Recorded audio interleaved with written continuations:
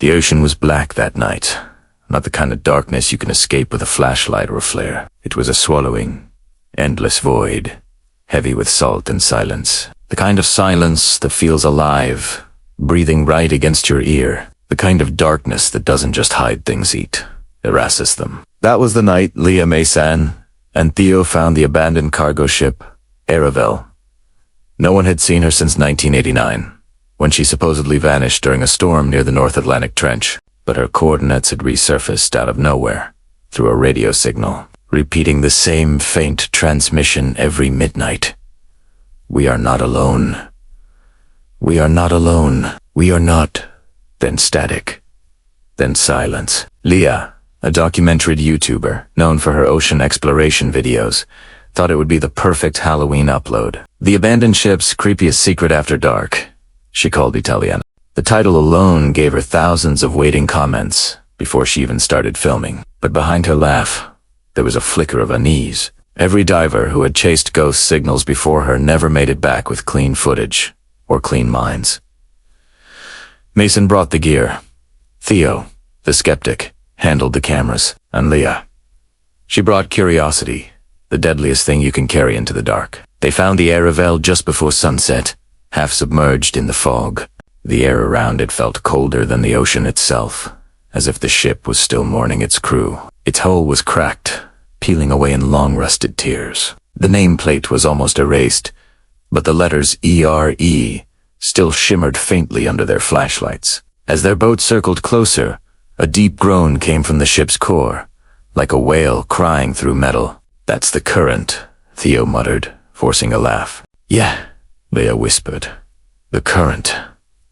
But the current doesn't whisper back. And somewhere deep inside that ship, something was whispering. When they climbed aboard, their cameras flickered. Batteries that had been full drained to red bars in seconds. Mason grumbled about the salt, about moisture in the circuits, but Leah's gut told her otherwise. The decks were littered with personal items, cups, a shoe, a photograph of a family nailed to a wall with seaweed clinging to the edges. Everything looked frozen in time, untouched for decades. Yet some of the coffee cups still had liquid inside. Thick, black liquid.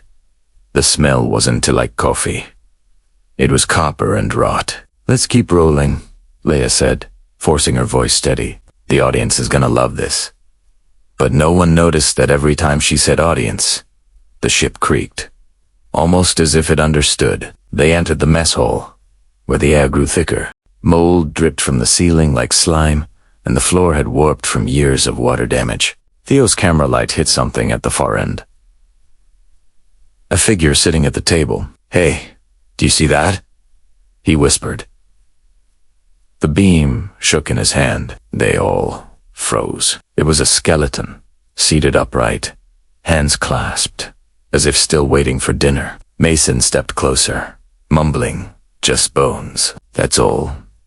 But when he reached for it, the skull fell forward with a sound that wasn't dry. It was wet. Something inside it was still soft. Leah backed away, her light catching a reflection on the wall. It wasn't from her flashlight. It was a face in the window, pale, eyeless, watching them from outside the ship. They ran to the deck, but there was no one there. Just the waves, gentle and rhythmic, as if mocking them. We're being stupid, Theo said. It's the reflection. But when they checked the footage, the reflection didn't match any of their faces. The thing in the glass was smiling, teeth too long, mouth too wide. Leah deleted the clip. We keep moving, she said. We'll cut this in post. But she couldn't unsee that grin. They descended to the lower decks, where the water was knee-deep and freezing. The corridor stretched forever, doors lining both sides, like open mouths. Some whispered with the sound of the current, others hummed softly, like breathing. There's a control room down here, Mason said. Maybe we can find the signal source. His voice echoed in a way that didn't match the size of the corridor, as if something else was repeating it from a few feet behind him. Theo turned around sharply. No one was there, but there were footprints, wet ones, leading away into the dark. We didn't come from that way, Leah said quietly. So who did? Their cameras began glitching again. The feed pulsed like a heartbeat, distorting their faces for frames at a time. For a moment, Leah saw herself on Mason's camera, but her eyes were gone, replaced by black holes. Then the feed cut. "It's fine," Theo said. "We'll fix it later." But his voice was trembling now. Something was crawling through the water behind them, slow and deliberate. A hand, bloated, pale, barnacle-covered, rose from the water and brushed against Mason's boot. He screamed, kicking it away. It sank, but not before grabbing the edge of his shoe. When he pulled back, the hand didn't follow. It had simply melted into the water. "I'm done," Mason hissed. "We need to go." But the staircase behind them was gone. The corridor had shifted. The aeroveil was changing shape. Doors that once led to the deck now opened into storage rooms filled with rusted cages. Inside, shapes moved slow, breathing. Leah's flashlight passed over one cage and caught an eye staring back. The iris dilated, reacting to the light. "That's not human," she whispered. The air filled with the sound of chains tightening. The cages began to rattle, one by one, like something inside them was waking up. "Run!" Mason shouted. They sprinted down the hall, water splashing behind them. The ship groaned again, deeper this time, as if angry. They found a hatch that led into the engine room. The smell was unbearable. Oil, rust, and death. Machinery hung in twisted shapes, melted by heat that should have destroyed the ship long ago. In the center of the room was a massive hole, a perfect circle descending into blackness. "That's not structural damage," Theo said. "That's carved." Leah leaned closer and felt wind rushing upward from it. Cold, wet wind that smelled like old blood. And then a whisper rose from the pit, 1,000 voices murmuring in perfect unison. "Stay!"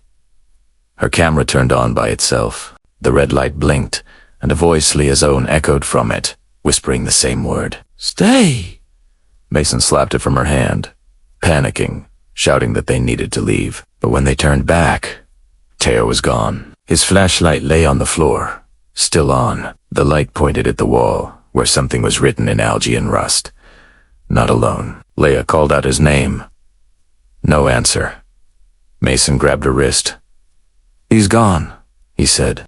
But before he could finish, a scream tore through the corridor. Theo's voice. It echoed from everywhere at once, like the ship itself was screaming with him. They ran toward the sound, water splashing up to their waists now. The walls were trembling.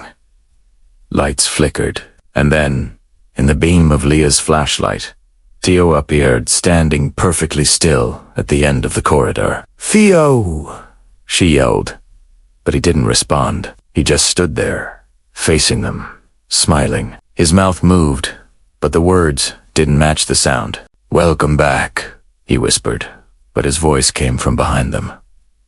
Mason turned, swinging the light nothing. When he looked back, Theo was gone. Only his camera remained, floating on the water.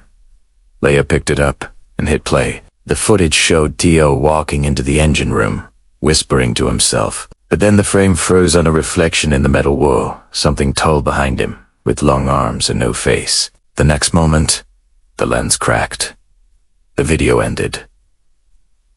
And yet, she could still hear Theo whispering, "It's still here. To be continued."